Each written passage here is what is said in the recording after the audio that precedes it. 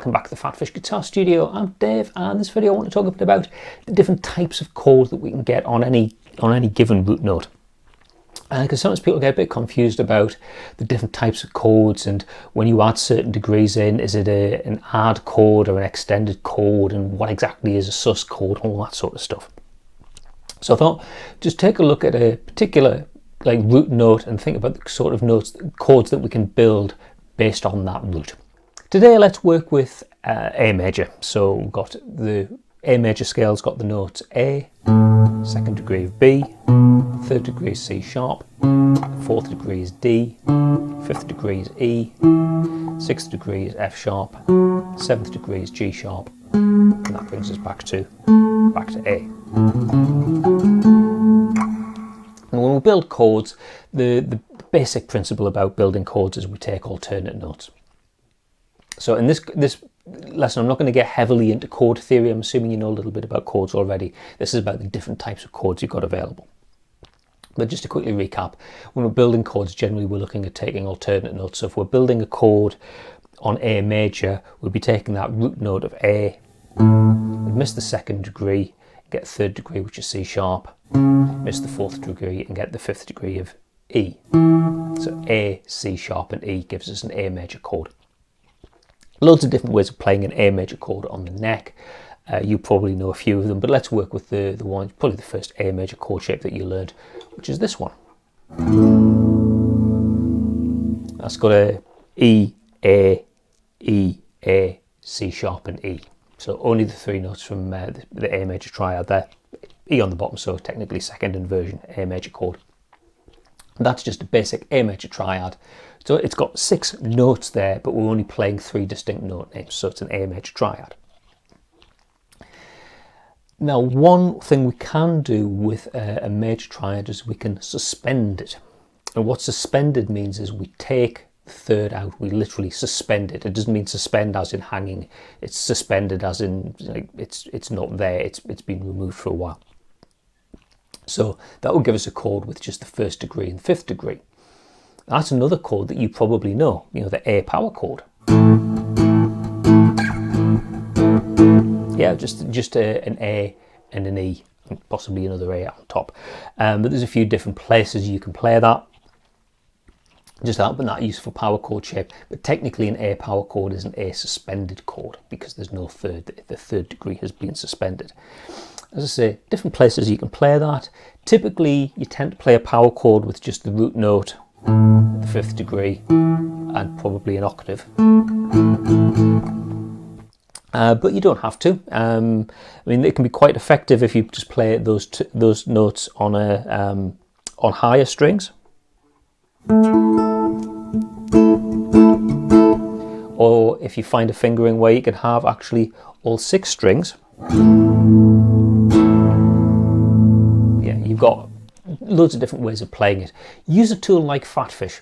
Put PhatPhish into arpeggio mode, dial in the chord shape that you're looking for, and it'll show you all the places on the neck where those notes are, and you can start to find shapes. So there you go, there's A major and an A suspended chord. But you probably know suspended chords more in the sense of things like sus2 and sus4. And what that means is we take the basic triad, 1, 3 and 5, we suspend the third degree and we either replace the third with a 2 in the case of a sus2 or a 4 in the case of a sus4, obviously. So if we take that A major chord that we were looking at before, the note that we definitely don't want is this one here. We don't want that C sharp. We need to get rid of that, and if we want to say A sus2, we need to replace that with a B. Well, that one's easy. We just take the C sharp off and play the open B note. We'll get this chord. It's got a completely different sound to the A major. A major, A sus2. Or the other thing we could do is make a sus4 chord by getting rid of that third degree and replace it with a fourth degree. Fourth degree of A is D, so we move up a semitone from the third degree to the fourth, and we get that sus4 chord. 1, 4 and 5.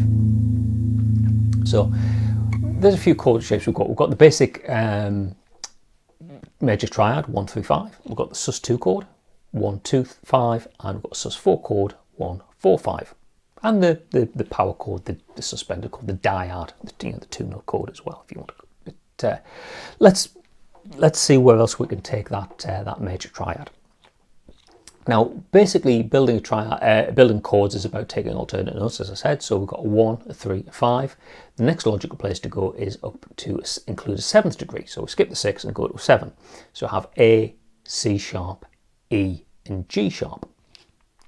How do we play that? Well, we've got a chord shape here, that A major. Look for where we could get a C. There was a few places we could get a G sharp. I usually do, my preferred shape is we've got lots of A's here, so get rid of that one on the 2nd fret on the 3rd string and just go down a semitone and play a G sharp. It's a lovely sounding chord, the major 7. 1, 3, 5, 7, A, C sharp, E, and G sharp in this case. But there's other shapes for that. We could play the basic A major and then use that G sharp there on the 4th fret of the top E string. So it's the same basic chord tonality there.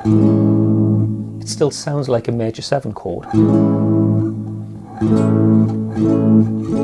It's got a slightly different voice because we're arranging the notes in a different order, and the highest note there that we can hear ringing through is the 7th degree. Now in this example we're working with a major chord and going to a major 7. Obviously if we were harmonising out a scale and working on other degrees of a scale, we might have a minor chord, a 1 flat 3 5.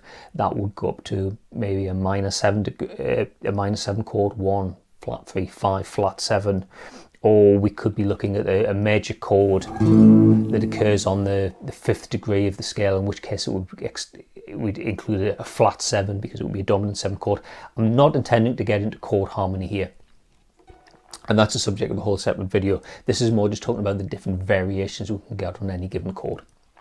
So just sticking with a basic major chord, as you might find on the 1st degree of a major scale. We extend that from the basic triad up to the 7th degree, we get a major 7 chord. Now, I use the word extended there. Extended in chord theory terms actually has a particular meaning, and it's about when we have a chord that's extended beyond the octave, beyond the 7th degree. Because if we're taking alternate notes, we have 1, 3, 5, 7. Wouldn't take the 8th note which is the root note, an octave higher. The next note, 1, is the 9th degree. So that 9th you can think of as being the same note as the 2nd degree of the scale, but an octave higher. So in the case of our A major chord, that 9th is a B, like the 2nd degree of the scale. So we've got a major 7 chord, and we'd look for a way to include a B in there. Now there's a few different ways I could like make a chord shape. I would probably go for something that looks like this. So that's got all the notes of the A major 9. So we don't mention the 7, we just say major 9. It's basically a major chord that's been extended all the way to include a 9th degree. So we've got a root, we've got the A there, we've got a 3rd degree, we've got a 5th, we've got a 7th, and we've got a 9th. And they're not in strictly ascending order, but we've got those 5 notes there, a 1, 3, 5, 7, 9. Major 9 chord, lovely sounding chord. As you can tell, as we start adding in notes to a chord, it just gets harmonically richer and more interesting. So we go from the major chord to a major 7, major 9. Just adding extra voices in there makes the chord sound a bit more interesting. So the name there, major 9, it tells us we've taken the major chord and extended it all the way to include a 9th degree. What if we did something slightly different though, and we just added the 9th? We took an A major chord and added in a 9th degree. So let's replace one of those A's with a B. So that chord's got the formula 1, 3, 5, 9. No 7th. Is that a valid chord? Is that a major 9 chord? Well, it's not, because a major 9 chord specifically includes a 7th. What we've got there is an A add 9. So that's the important distinction to make. Whereas an A major 9 chord is all the notes from the A root note up to the 9th degree, 1, 3, 5, 7, 9, A, C sharp, E, G sharp, and B. An A major add 9 is basically an A major chord, 1, 3, 5, with a 9 added onto it, A, C sharp, E, and B. So that's an important distinction to make. Now let's think about that case there where we've got the add 9 chord. We said that the 9, it's just a 2nd degree, an octave higher. So that's a 2 chord. Well, we had a 2 chord with a 2 in before, didn't we? We had that A sus2 chord. So why do we call that a 2? But that one, we call it 9. And the importance is the fact that one of those chords has got a third degree and the other one hasn't. The sus2 chord, 1, 2, and 5. We're not taking a major triad and adding notes to it. We're suspending the 3rd degree and replacing it with the 2nd, so it's a sus2. The A major 9, for all it's the same note names, we're making the distinction there that it's an A major add 9 because it's got a 3rd degree in it. It's not a suspended chord. It's not an A suspended chord with a B on it. It's an A major chord that includes a C sharp, the 3rd degree, and a B. So that's why we call it a major add 9. Similarly, for suspended 4th, and is the distinction between an A major add 11. 11 is the 4th degree, an octave higher. You get where I'm going with this. The important thing is that if it's a suspended chord, it's a 2 or a 4. If you're extending the triad and adding more notes in, it's a 9 or 11, or even a 13 if you're adding the 6th degree. It starts to get a bit heavy in terms of the different chord formula. This isn't about going into all the ins and outs of extended chords. This is basically just to get you into the idea of the difference between a basic chord, basic triad derived chord, a suspended chord, and the difference between an extended chord and an add chord. Lots of different variations, but the important thing is that they all have their own distinct sounds. Like that thing I played at the start, or whatever it was, something like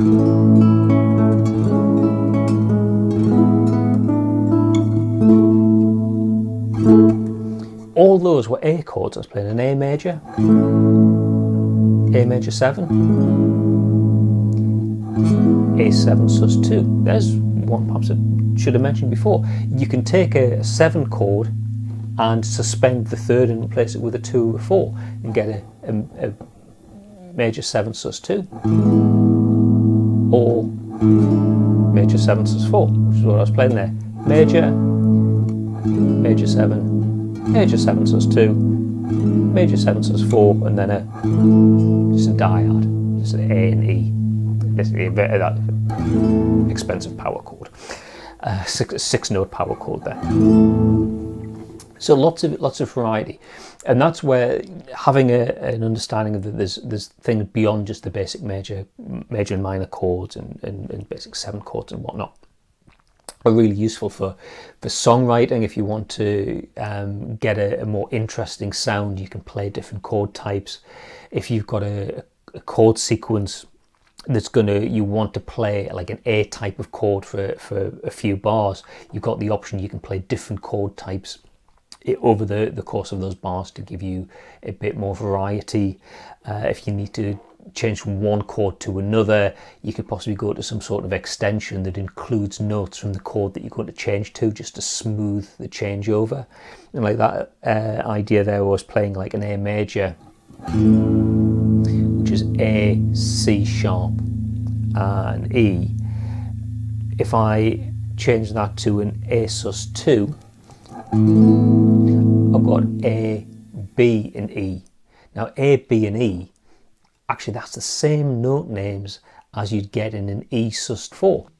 So if you wanted to perhaps go from like an A major to an A sus2, so same notes as an E sus4, and then E major. That B note is common between A sus2 and E major, so having some commonality can help to smooth out chord changes. But, you know, having notes, if you just went from A major to E major is one thing, but going from A major, A sus2, E major, the chord changes is smoother because you've got that B note in the A sus2 that's also the 5th degree of E major. You see what I mean? So that's one of the really good reasons to understand the different chord types. It helps you to just write better chord progressions, more interesting chord progressions. So lots there to think about. As I said, if you're not familiar with all of the chord theory I've been talking about, there's plenty of the tutorials on the channel. So have a look at the previous videos that I've done on chords. There's a playlist on music theory and things, and scales and chords and whatnot. So some extra stuff in there. And as I said, use PhatPhish if you're trying to find the notes of particular chords. Put PhatPhish into arpeggio mode and it'll show you the fingerboard, and you can tell it what kind of chord, what chord you want to see, what root note. It'll show you where the notes are, and you can start to look for shapes. Now, a good place to start is a chord shape that you know, like that major chord. Think what differences between that chord and the chord you want to go to. So if it's a case of in the case of the suspended fourth, okay, what note do I need to get rid of? I need to get rid of that one. What do I want? Well, I want a fourth. Okay, well, I can just adapt an existing shape rather than just like starting from scratch. Work with a shape that you know and figure out how to change it to get to the chord shape that you want. Plenty to experiment with and practice with, and increase your chord vocabulary and all that good stuff. Okay, I hope you found that interesting and useful. If you did, please click like down there if you found it very interesting and really enjoyed it, and you want to see other videos that I post on the channel, then please click subscribe, which is also down there, and click the bell so you get notified when I upload new videos onto the channel. You're welcome to leave a comment, but I don't always get notified by YouTube when people leave comments. So if there's a specific question you want to ask me, whether it's about music theory, guitar playing, guitar equipment, anything at all, you're better off going here, fill that form in. That goes direct to me, and I can get around to answering your question in a future video. Okay, that's all for now. Thanks very much for watching, and I'll see you next time. Bye for now.